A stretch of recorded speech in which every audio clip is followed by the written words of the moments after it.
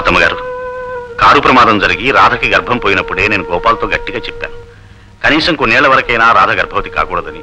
అయితే ప్రమాదం అని. వయసు తొందరపాట్లు ఏదో జరిగిపోయి ఉంటుంది. రాధ పరిస్థితి ఇప్పుడు ఏం బాగాలేదు. అసలు ఈ పరిస్థితుల్లో రాధ ఇక్కడికి ఎందుకు వచ్చింది?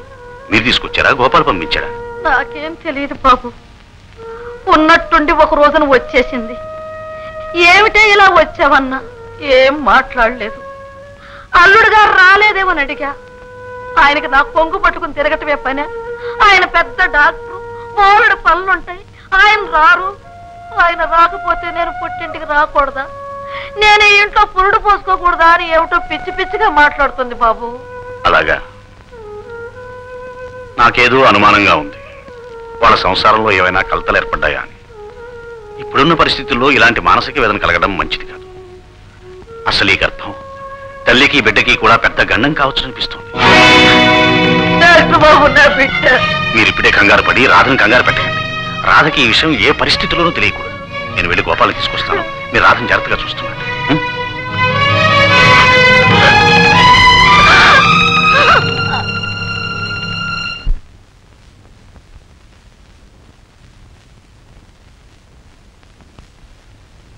రాధా, నువ్వా? ఇక్కడ కూడా వచ్చావా? ఏం కావాలని వచ్చావు, ఏం చూడాలని వచ్చావు? రాధా, నేను చేయాల్సిన ఆఖరి పని, చూడాల్సిన ఆఖరి దృశ్యం ఇంకా మిగిలిన్నాయి. అందుకే వచ్చాను. నీకు కావాల్సిన నా ప్రాణాలు, చూడాల్సిన నా అంతిమ యాత్ర.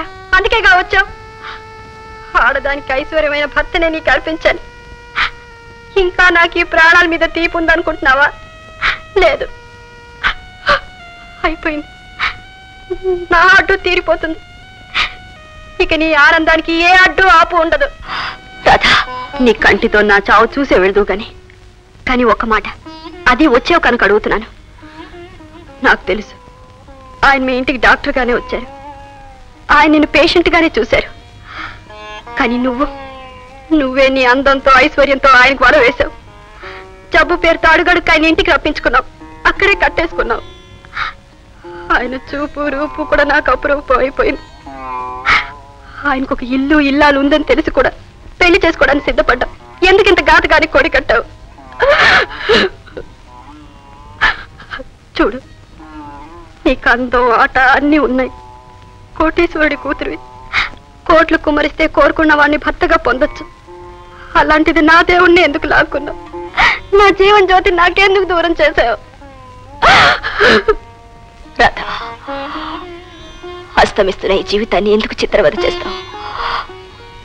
ఆరిపోతున్న ఈ దీపాన్ని ఎందుకు కాలరాస్తావు? ఏమిటి నువ్వు అంటున్నది? నా ఇంటి దీపాన్ని ఆర్పేసిన నువ్వు ఆరిపోతున్న దీపానివా? అవును రాధా, ఆరిపోతున్న దీపానికి వెలిగెక్కువ.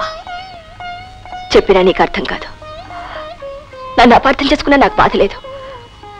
కానీ దేవుడు లాంటి ఫ్రెండ్, అదే డాక్టర్ని అపార్థం చేసుకుంటున్నావు. ఆయన నిన్ను ఎంత ప్రేమిస్తున్నారో నీకు తెలీదు.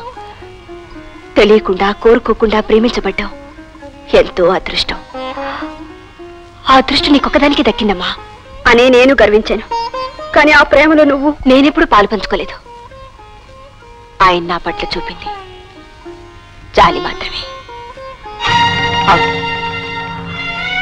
జాలి అంతే.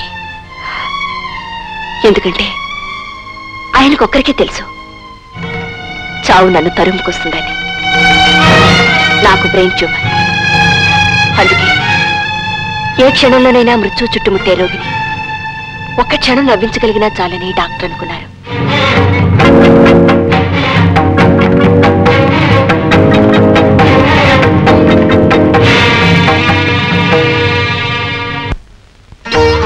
రాధా, పగవాళ్ళకు కూడా నాలాంటి దౌర్భాగ్య స్థితి రాకూడదు.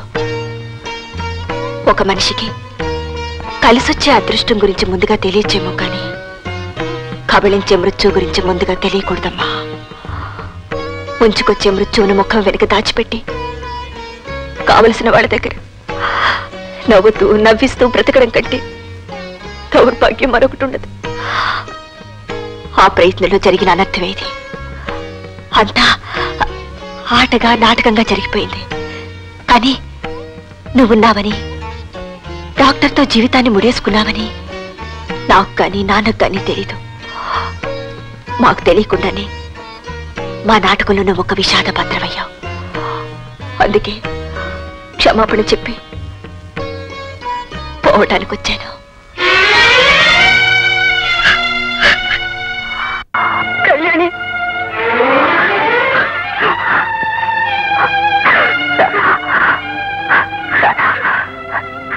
నువ్వు చాలా అదృష్టవంతురాలివి.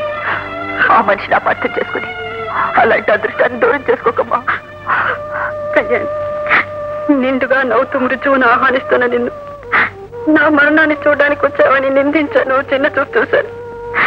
గుండెల్లో అగ్ని పర్వతాలు పగులుతున్నా అమృతాన్ని పంచడానికి వచ్చిన నిన్ను క్షమాపణ కోరుకునే అర్హత కూడా నాకు లేదు. నిన్నే కాదు, ఆయన్ని అనుమానించాను. డాక్టర్ వృత్తిగా కళంకాన్ని ఆపాదించాను.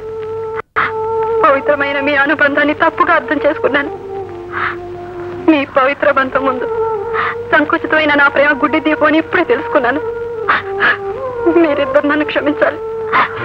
నువ్వు నన్ను క్షమించరా? ఆయన నన్ను క్షమించరు. ఆయన నన్ను క్షమించరు.